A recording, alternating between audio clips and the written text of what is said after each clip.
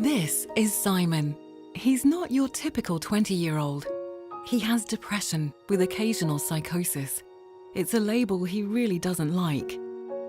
Apart from feeling depressed, he sometimes hears voices, and he sometimes sees things.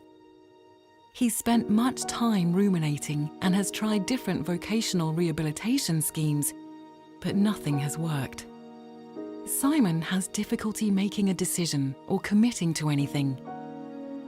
Having difficulty with sleep, he has spent a lot of time drifting the streets at night. He lives with his family, but he feels like a burden and that he's constantly letting them down. The one thing Simon thinks he's good at is video games, but this doesn't help with his sleep, eating well, and he tends to get overly stimulated and agitated. Simon is dependent on welfare, benefits, and family support to get by. He needs it, but doesn't like it. Society have written him off as incapable of work.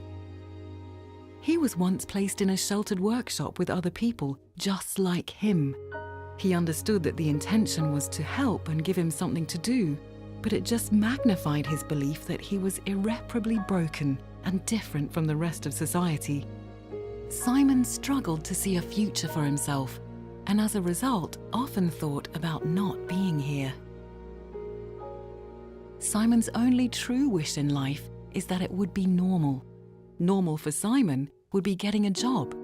It would give him independence, purpose, and a reason to wake up each morning. Simon's life did take a positive turn when he was invited to take part in a groundbreaking program called Individual Placement and Support, or IPS. This is a program that helps people with mental health problems into the workforce. It was the first time Simon had truly experienced a sense of hope, and he began to see a world of possibilities. Knowing that the majority of symptoms are there to stay, IPS prides itself on focusing on what a person can do, despite their condition. When people with challenges like Simon's are successfully integrated into the workforce, their reliance on support drops. A healthier lifestyle is embraced. Their self-esteem and self-worth rises. Relationships improve. Their mental and physical health improves. And most importantly, they feel part of something that has always eluded them.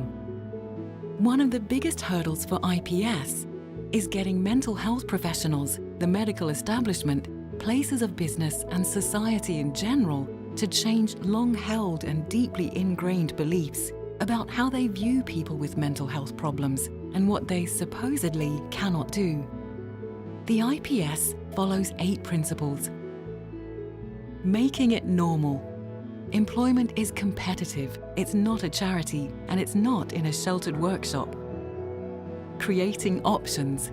Job selection is based on the client's choice, just like everyone else in society. Guidance. With the job comes integration of vocational, clinical services and support. Interest-based. The job search is guided by the individual's area of interest, not a professional's opinion of what might work. There's no screening or test. It's not a this'll do kind of job. Benefits counselling. This makes sure that income from benefits are not lost or suspended while looking for work. It's also important that IPS clients understand that there are certain risks while seeking employment. They may get a job, it may not work out, and they could temporarily lose their benefits. But most feel it's a risk worth taking. Rapid job search. The job search is not dependent on waiting for a particular treatment to work, training, or a sheltered workshop placement to end. Systematic job development. An employment specialist searches for businesses that match Simon's interests and finds opportunities that could work for all concerned. Unlimited time and support. The client gets as many attempts as they like. It doesn't always work out, and failure is all part and parcel of the IPS program and part of the client's learning curve. Anders is Simon's employment specialist, who coaches him in what a job interview is like, how to present and behave in an interview, what sort of questions he might get asked or what he might like to ask. He helps him compile a CV. Anders can also coach prospective employers on what to expect when interviewing or employing someone who needs extra support. He also explains that Simon's intellect, skills and personality far outweigh his condition. He teaches them how to see past their quirks and symptoms to see a very capable human being. Simon gets his first job, which is really exciting for all concerned, but it doesn't work out. So it's back to the IPS drawing board. It's not long before Simon lands another job, working at a kiosk at the airport. He's always loved planes, and now he gets to watch them every day. Initially, there's support from IPS for both Simon and his employer. But as Simon becomes more confident, the need for support is reduced. Simon loves his job and takes immense pride in what he does. He's become a popular staff member and he has many frequent flyer fans. It's been 4 years since Simon started working at the kiosk. Both employer and employee are very happy. He still has the occasional bout of depression. He still occasionally hears voices, but he manages it so much better than he used to.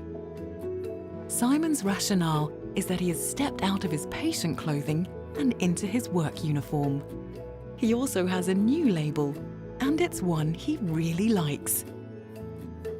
One day, Simon has plans to open his own kiosk and to become a businessman. The obstacles he once faced have become opportunities.